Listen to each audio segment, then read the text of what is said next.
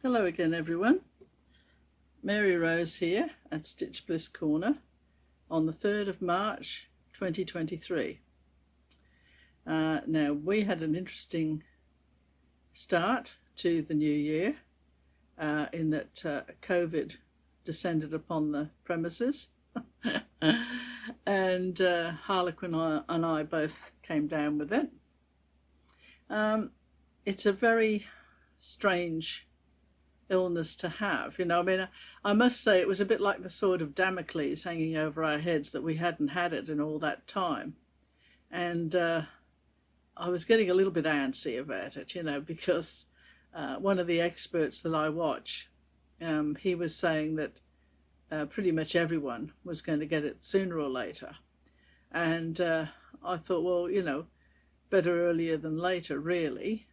So anyway, I got through it reasonably okay. I mean, I've still got a strange throat. It feels like it's got a feather duster down there sometimes.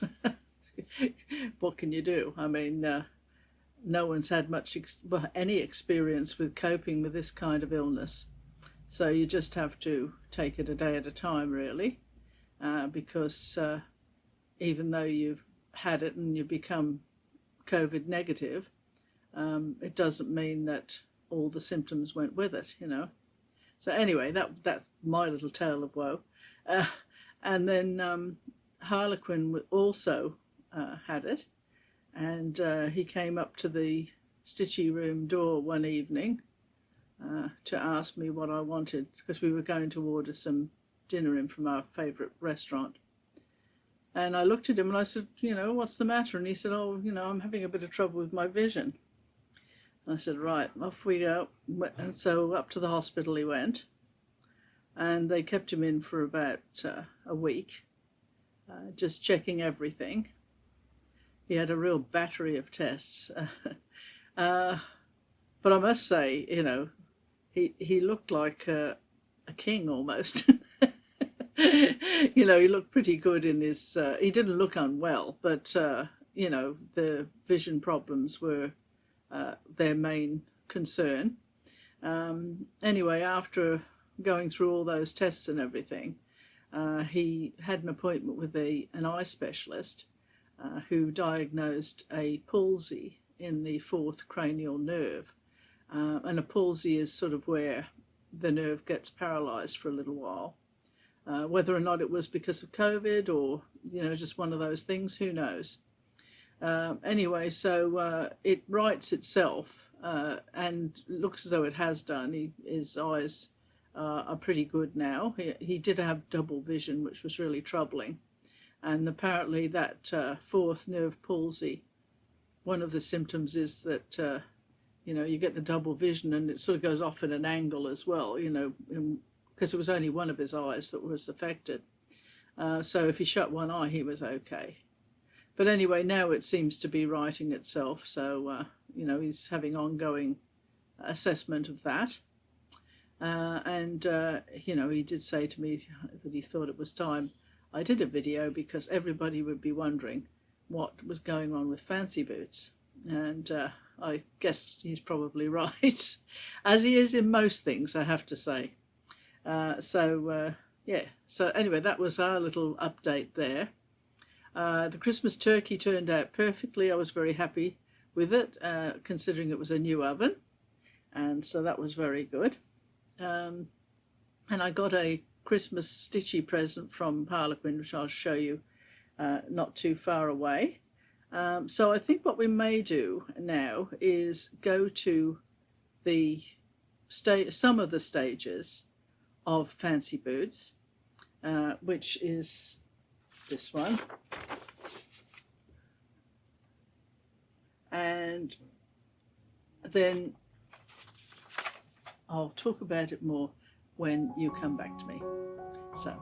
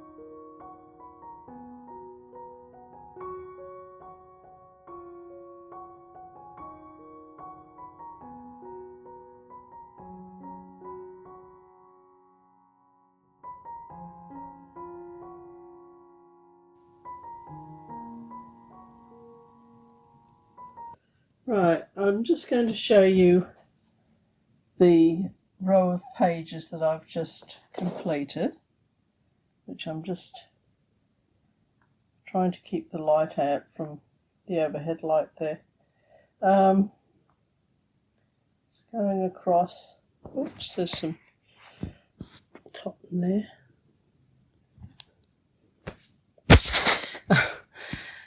There's Harlequin's tablecloth that he was so much looking forward to seeing. And the various furniture legs and the samovar or whatever it may be over here. So I just thought I would just show you a bit closer there, and I'm going to go on to the next row. It looks like there's some bread on the table there and a knife next to it, and I'll just go straight across to that side, and then I'm going up to this next row here, which will be exactly the middle set of pages. Yeah, so quite a bit of progress on Fancy Boots, and there's been more since then, because with the overhang of COVID and with Harlequin's, being in hospital and all that sort of thing, well, it did kind of mean that I had a fair bit of time to stitch when I wasn't at the hospital and everything, and it calmed me down a bit, because the first night he went in when he had the double vision and I was so concerned about him, my daughter came over and we watched Jennifer Aniston and who was that guy, Vince somebody, in The Breakup. I don't know if anyone's seen that film, but it is a comedy, but there's so much in it that reflects relationships. And yeah, so there's one scene in it with Jennifer with some lemons. She asks her boyfriend, she's having a dinner party, and she asks her boyfriend to bring home, I don't know, I think it was a dozen lemons or something, and he brought only 3 home. And for her, this was a major crisis, because it was going to be a big part of her table decoration. But for him, he thought, well, I've given you 3. How many lemons do you really need? You just get a smaller glass to put them in, kind of thing. And that did take my mind off worrying about him a bit. Yeah. So anyway, that was just a little by the by. I don't even know why that came into my head, but as usual. Now, so now I'll show you where I'm up to with Fancy Boots, with the stitching. So I'll just take it off the ring now, because, see, this was a fairly impromptu update, because I thought, well, I sort of feel like I could do one today. And Harlequin's gainfully employed watching one of his favourite series on the DVD recorder, so that's good. So I thought, well, I'll just slip in here and update you all, because I'm sure you've been breathlessly wondering where I've got to with this. So here we go.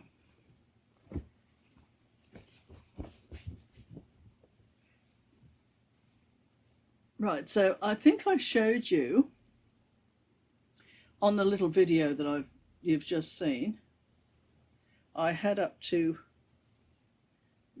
around there. So let's do along there.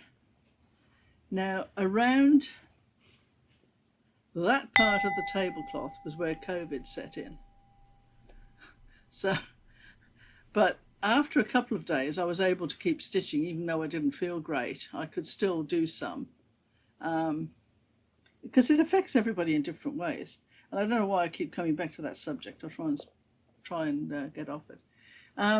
So that was where you were seeing on the little video that I'd done.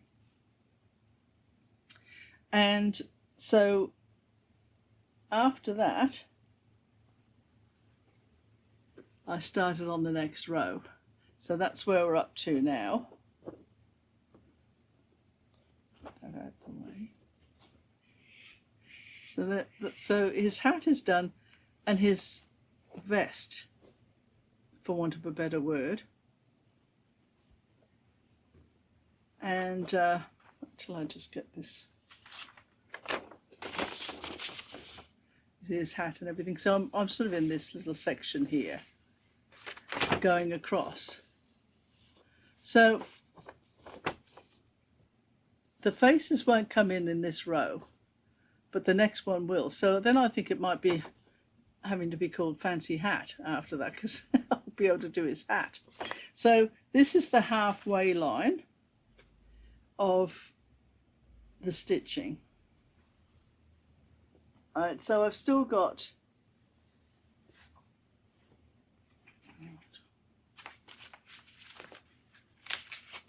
these 3 rows to go after this row.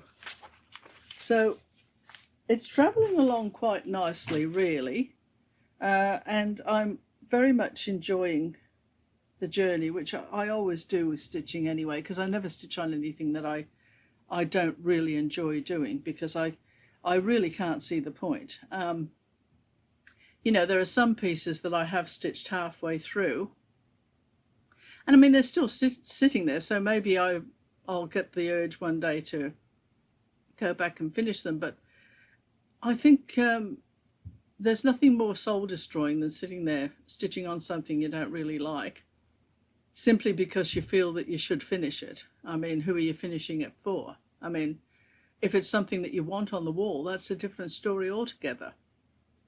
But if it's going to just go into a cupboard somewhere and you can pat yourself on the back and say, oh, well, I've completed it, you know, what good is that if you really didn't like the last part of it? You know, I mean, you've got only a finite amount of stitchy time, either through not enough time because you're working and you're busy, and, you know, busy young mother or older mother or whatever you might be, working and all that sort of thing. So I think prioritizing what's important to you is always a very good idea, you know, because, you know, well, that's just what I think anyway. Okay, so that's Fancy Boots anyway. So he's all up to date, so you've seen him. Now, I did get asked about 18 count and what I felt about it for full coverage as opposed to 28 count. Now, I think what I can do here, I did take some photographs here of the stitching. Now, I think that 18 count, which is what I'm stitching Fancy Boots on, is absolutely excellent for large pieces in particular, because Aida is so robust. It's one of the strongest fabrics you can get, and it was tailor-made for cross stitch. And I think there is, as I've mentioned before, a certain amount of snobbery about using Aida, as though, you know, as though it's the kindergarten version of fabric, when in actual fact it was meant for cross stitch, and that's why it works so well for cross stitch.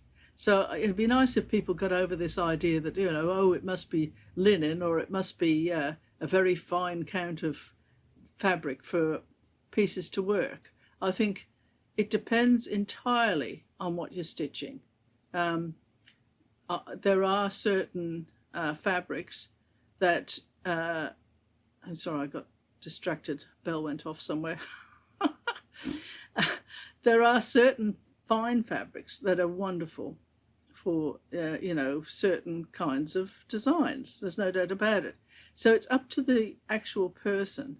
But I would hate for a person to be put off even looking at Aida, because, you know, everyone has said, oh, you know, Aida's just not aesthetically pleasing enough, shall we say. You know, I mean, that's just nonsense as far as I'm concerned. Now, the other thing I was going to say. Now, I was just going to talk too about the loop start. A lot of people think that you have to start at the back and then go to the front, which you don't have to do. So I'm just going to see if I can just show you what I mean.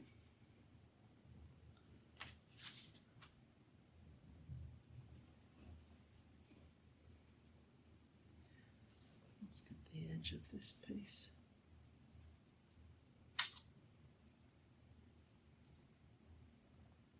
It's not a very long piece of thread. So let's just say we're going to start a loop start.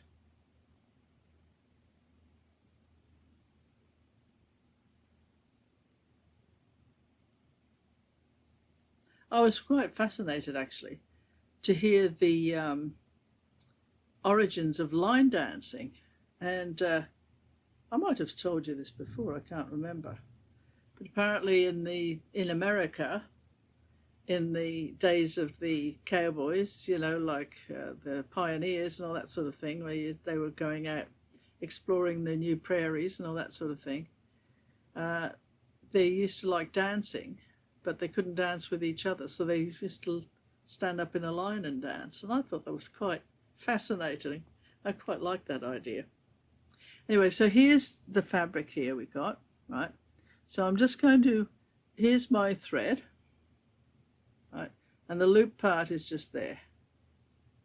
So instead of starting at the back and going forwards, all you have to do is, see, there's the diagonal there. So that's your first cross, okay.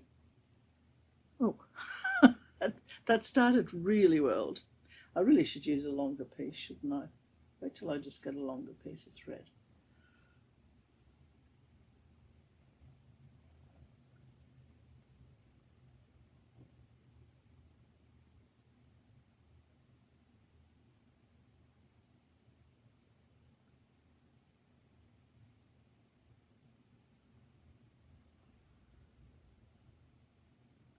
Best laid plans of mice and men.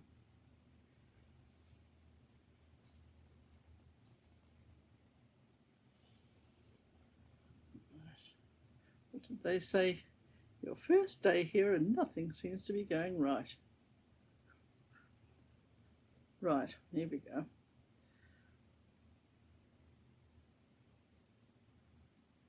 Right, so there's the loop part, just there. Right, so back to the piece of fabric, and if you just go in front way, top ways like that for your first diagonal, right, there's your first diagonal, then you bring it through like that, and then put your needle through the loop there, right? So it's on, that's on top. Then you go down through the hole and pull, and the whole thing goes to the back, see? That's your first diagonal. And then you come back up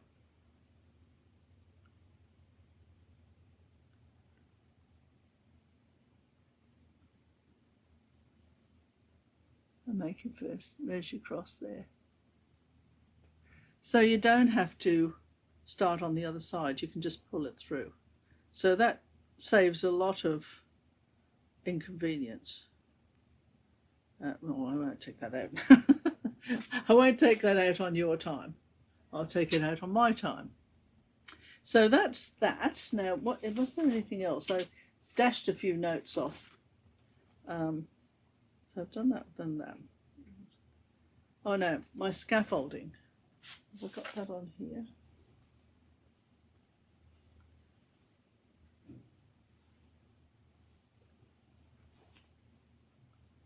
Yes, I've got a little bit there. You know how I'm a big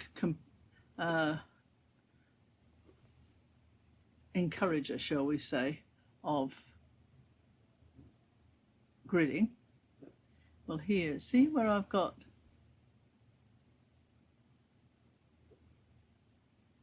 hard to see because I've got all these threads there, but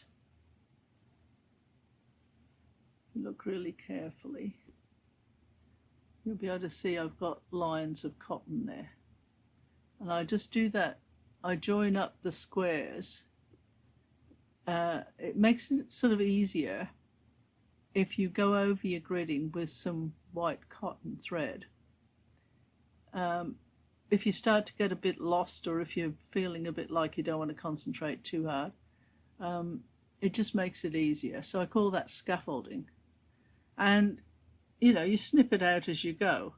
But I mean, if there's still a bit at the back, it doesn't really matter because it's not, no one's going to see it anyway. So it's pretty good for reorientating yourself if necessary. Now, another piece of equipment that I find is one of the best things ever invented is the snag nabbit. That's this here, and you can see it's got a rough end on it. It's a needle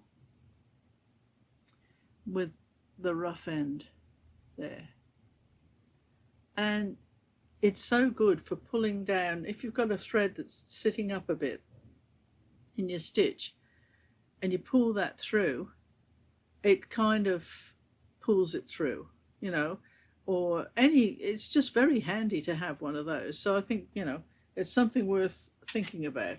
But get two, because once you've got one, you live in dread of losing it. So my advice is to get two. And what else have we got here? Yes, and see, with that stitching too, you cannot fudge one single stitch. It's a bit like a dimensions petite because every single part has got a feature in it. So, you know, even the dark background at the start of each end, you know, that end, the left end, it's got a very dark sort of, what would you call it, aisle or hall.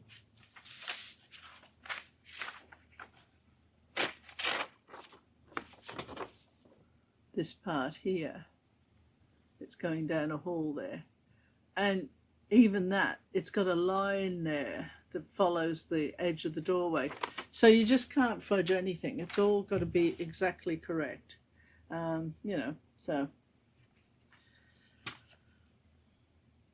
now, was there anything else there? Now, a little bit of trivia. Oh, I was going to do a flip through as well, which I should have said at the start of the video, but I suppose I could put those. See, maybe I've got a bit of COVID fog. I'll blame it on that. I'll put it in the title, I guess, and it's this cross stitch gold, and I'll do a flip through at the end of this video for anyone who wants to see a flip through of it. You don't see, well, I don't see these very often, but this one looked really nice, so I indulged myself and got it. Now, anybody who's interested in Her Majesty, the late Her Majesty the Queen, I thought you might be interested to just hear this little bit of trivia before I go on. I've got a little bit of a haul there, you know, the gift that Harlequin gave me and something else, and then the flip through. Now, I don't know, in the British system of justice, and it's the same with the Australian system of justice, they have, instead of attorneys, like in America, you have the attorney, and he represents the defendant, and the other attorney, the prosecutor, is representing the people, as far as I know. It's the people versus whoever it is, the defendant.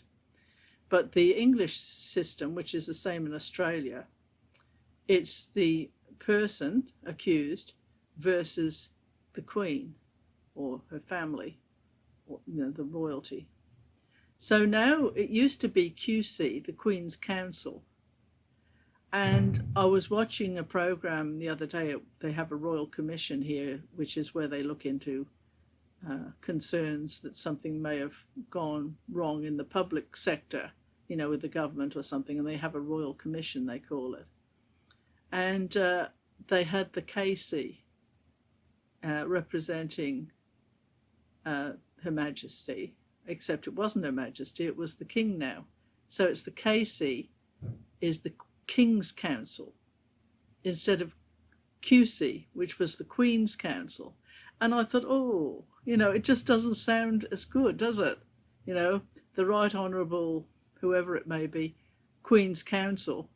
No, it's King's Council. And as someone was saying, it's going to be probably King's Council for quite a long time now, because as many would know, Her Majesty the Queen became the Queen because her uncle abdicated from the throne, and she inherited the title from, well, the position from her father, who took the position of his brother. That was King George VI, took over from Edward VIII when he abdicated.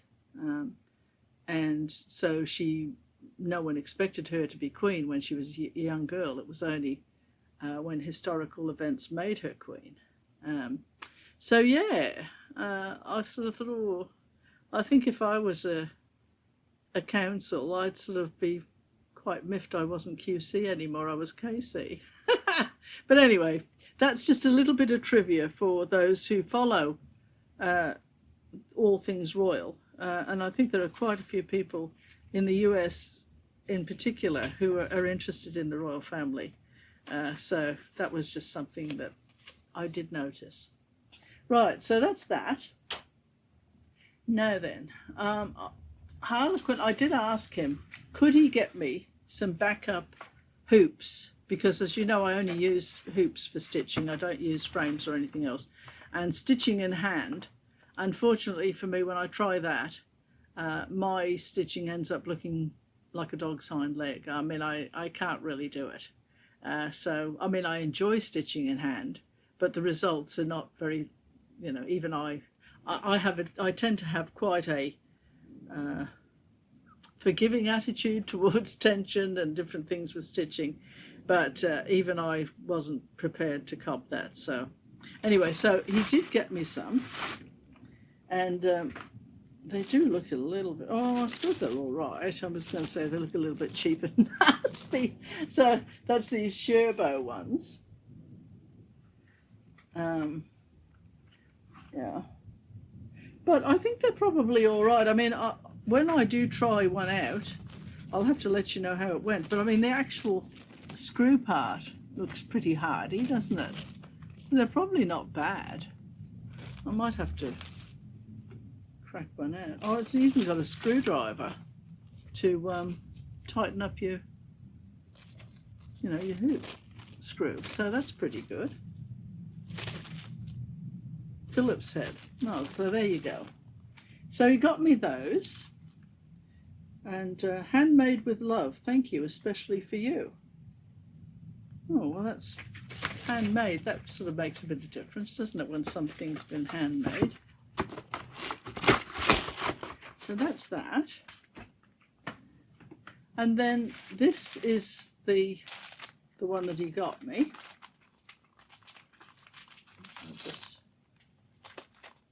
Seeing as it's a present, it shouldn't really have the price on it.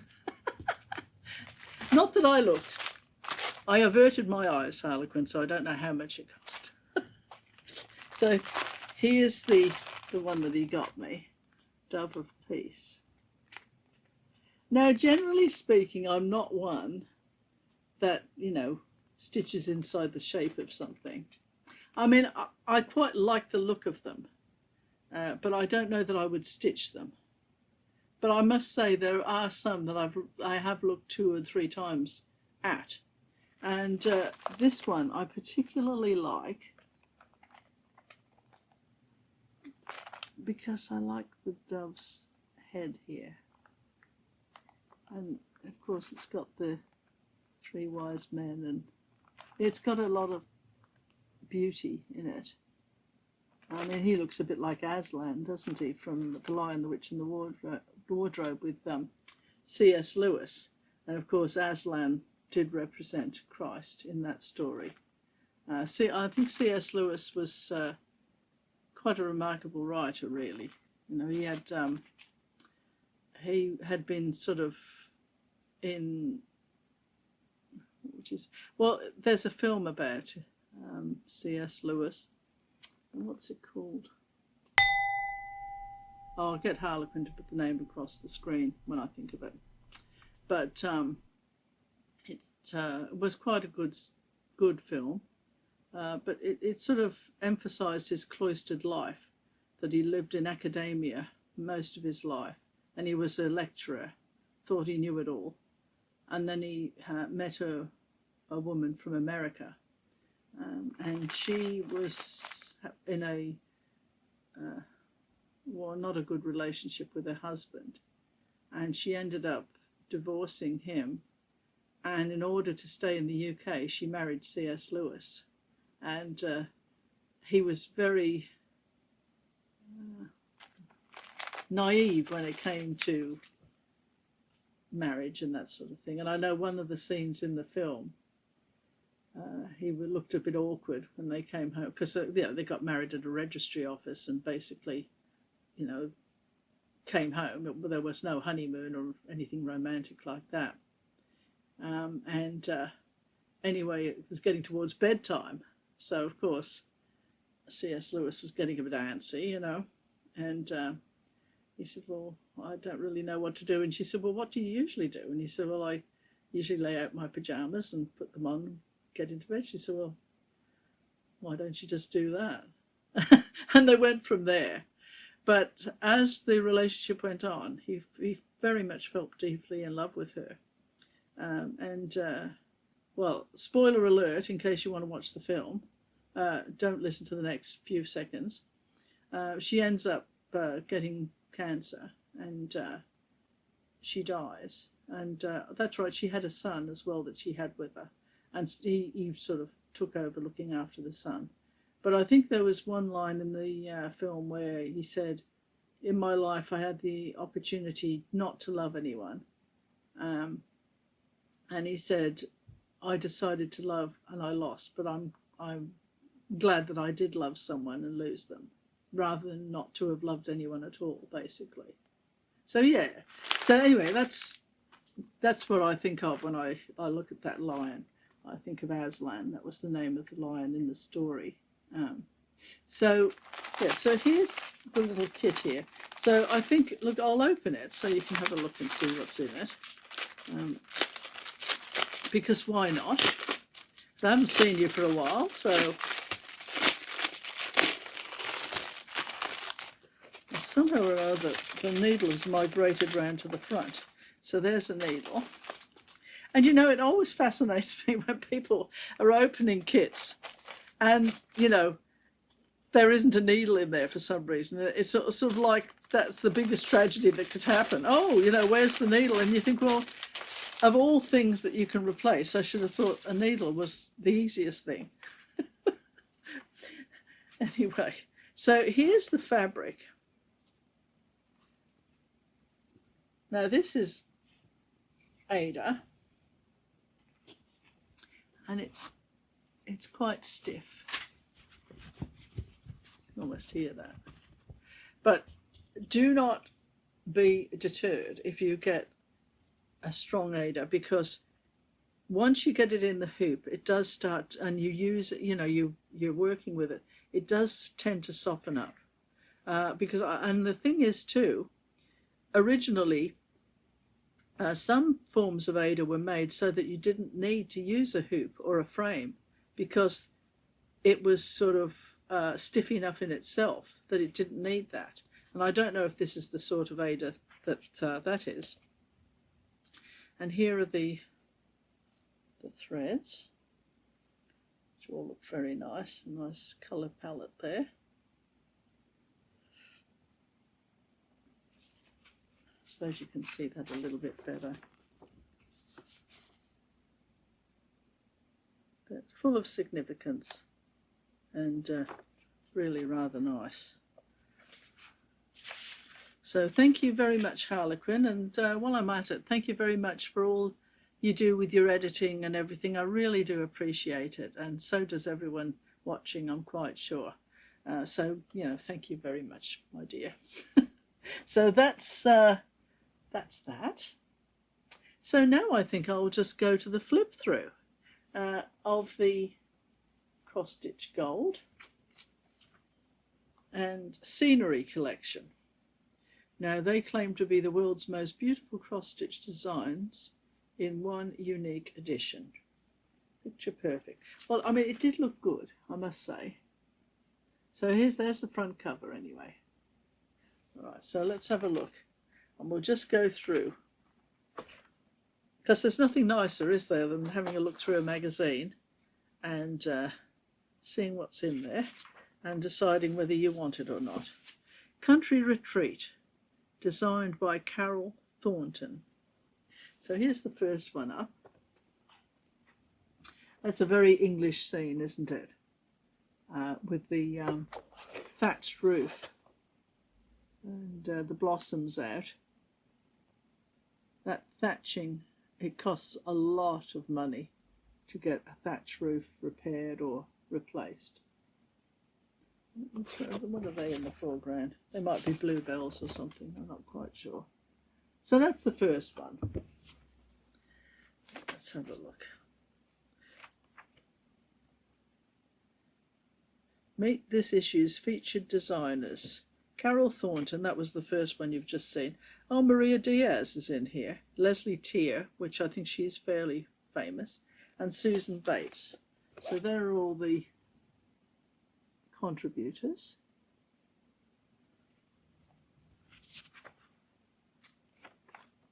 Now this one is called Field of Dreams, Susan Bates. And you know, I was thinking about when you buy and sell houses, and someone said to me once, you don't buy and sell houses, you buy dreams and you sell memories. And I thought that was a very good way of looking at it. So there's Field of Dreams. And this one is by Susan Bates.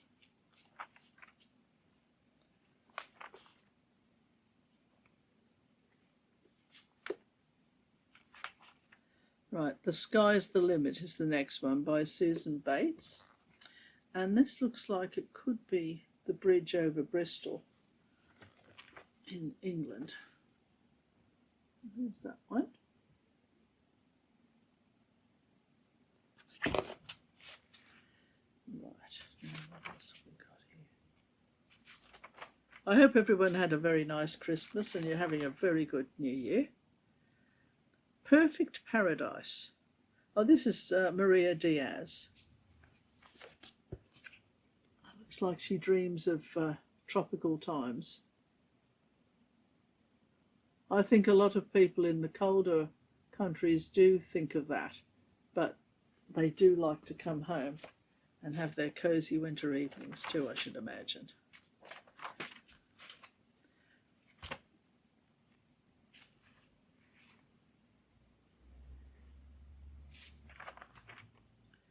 Golden Days. This is Carol Thornton. A rich palette of autumn shades creates an idyllic scene that captures the beauty of the season. Yeah, so there's autumn or fall. That's quite nice too. So that's the next one. And they do have some designer tips in there as well. Hilltop Hideaway, Carol Thornton. Hilltop Hideaway.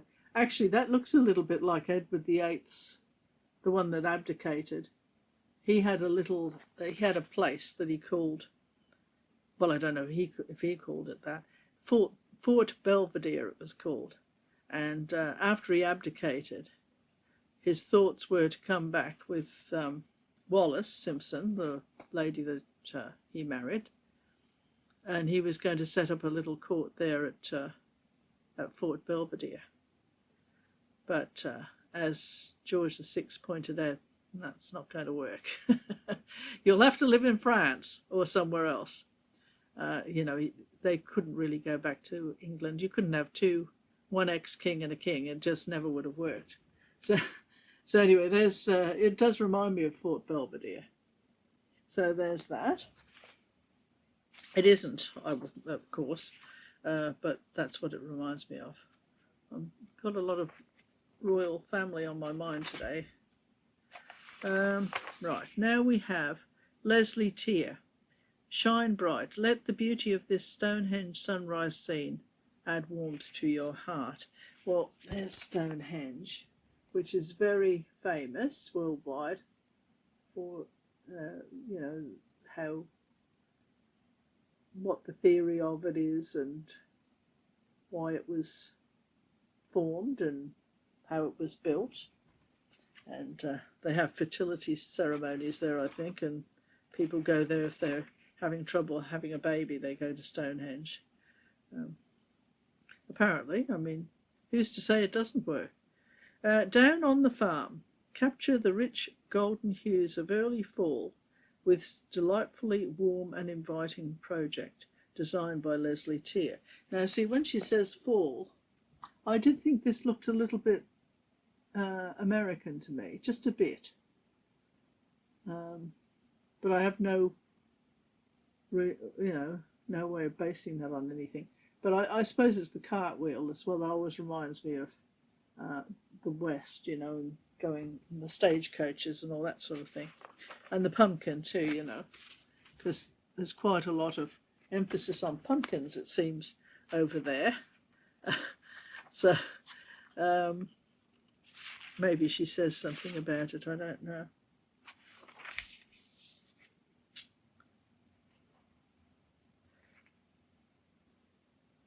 It brings back happy memories of childhood holidays in the countryside and harvest celebrations. Oh, that was her charting assistant, Hannah Erskine, that said that. Right, ocean view. Enjoy the feeling of tranquility washing over you when you stitch this dreamy coastal cottage. Carol Thornton, she designed that one. And I do, that one appeals quite a lot to me. I think that's beautifully done. I mean, who doesn't dream of having the cottage overlooking the sea? Even for a few weeks holiday.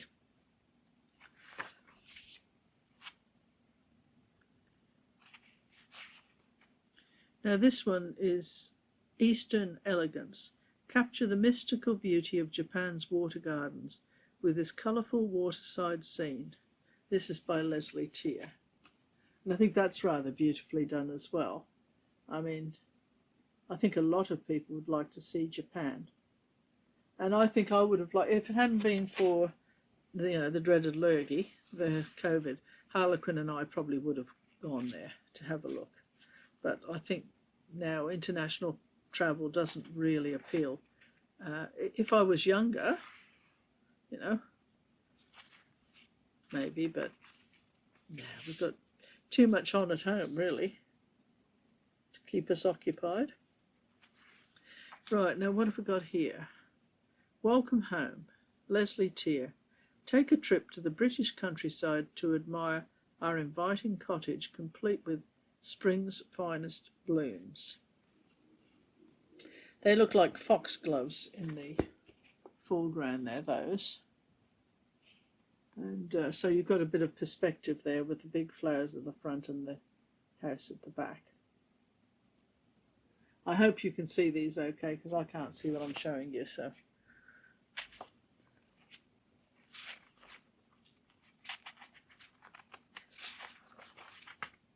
Now this one, Summer Sanctuary. Rest and relax as you stitch this rural retreat pictured on a beautiful British summer's day. Leslie Tier again. That's nice. I mean, you can almost imagine being in a barge and looking across and seeing that. So I quite like that one. I mean, they're all appealing in their own way.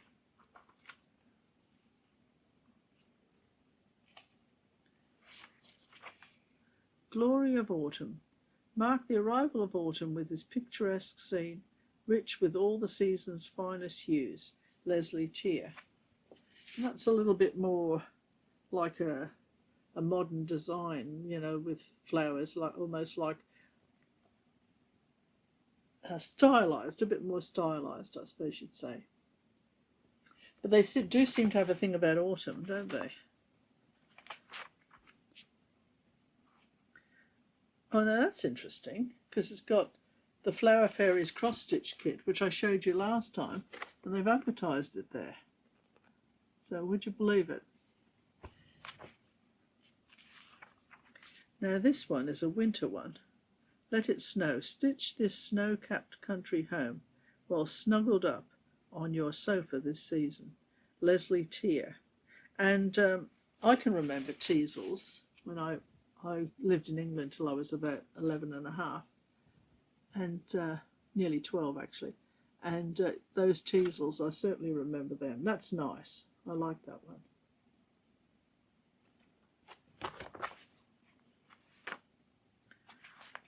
Oh, there's a, I hadn't noticed this, but just there's a tiny little robin sitting on top of one of them. Right. To the lighthouse. Listen carefully and you can almost hear the waves crashing on the shore of this dramatic seascape. This is Carol Thornton.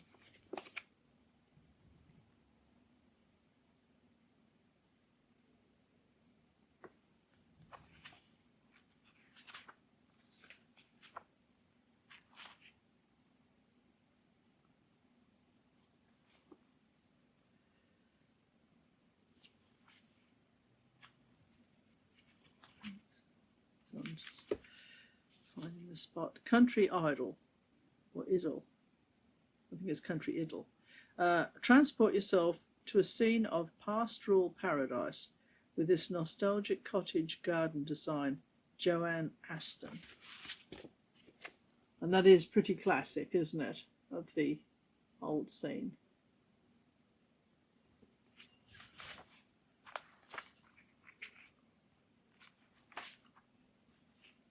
Among the tulips. Stitch a spring scene featuring Holland's famous tulip fields and a working windmill standing proudly. Amanda Gregory.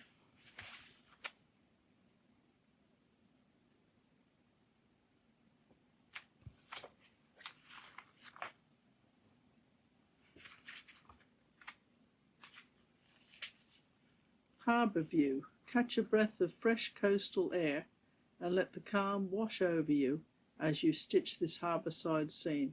Carol Thornton. There's that one. There's a lot of very steep lanes and things on the English coast.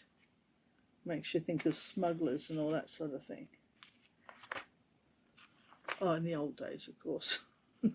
Not the new definition of smugglers. Adventure awaits. Step into this stunning scene of rolling countryside, rugged cliffs and snow-capped mountain peaks. And this is a Maria Diaz.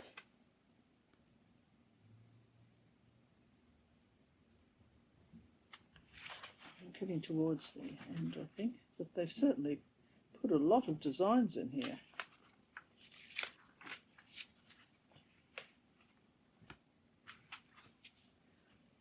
Summer holiday. Hear the call of the seagulls and smell the salt air on the air as you stitch this striking British seaside scene. Maria Diaz again. And here she's got a lighthouse. I like the lighthouses when they're up on a cliff. They always look pretty good to me than the ones that are lower down. I don't know why. It's just me. Magic Touch. Discover the wonders of this fairy tale scene based on the real Neuschwanstein Castle in Germany by Leslie Tier. I don't think I pronounced that correctly, it's just there. Looks a little bit, isn't Disneyland the castle there based on that one? That could be wrong, so don't quote me. I'm not really very up on Disney things. And then they've just got this Merriest Wishes. Use whole stitches only to create stunning snowy scenes in a palette of bright and beautiful shades. Emma Congdon. I think I've heard that name before. In the world of designing. And there's all her efforts there. They look a little bit like snow globes, don't they?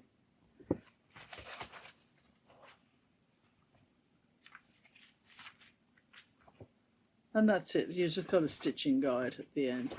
Where to start. It's a case of where to stop, really, isn't it? Gosh. All right. Well, that is my update. And for those of you who've lasted, thank you very much for your company.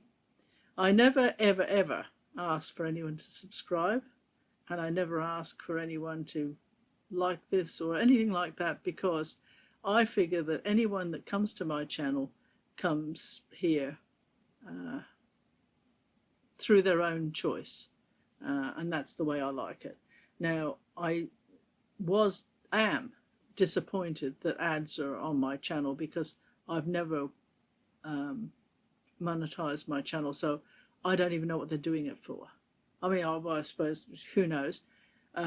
And what really annoys me is that you can't skip them, the ones that I put one of my videos on the other day to check something, and I noticed that you couldn't even skip them, which I think is pretty poor when you didn't ask for them to be put on your channel in the first place.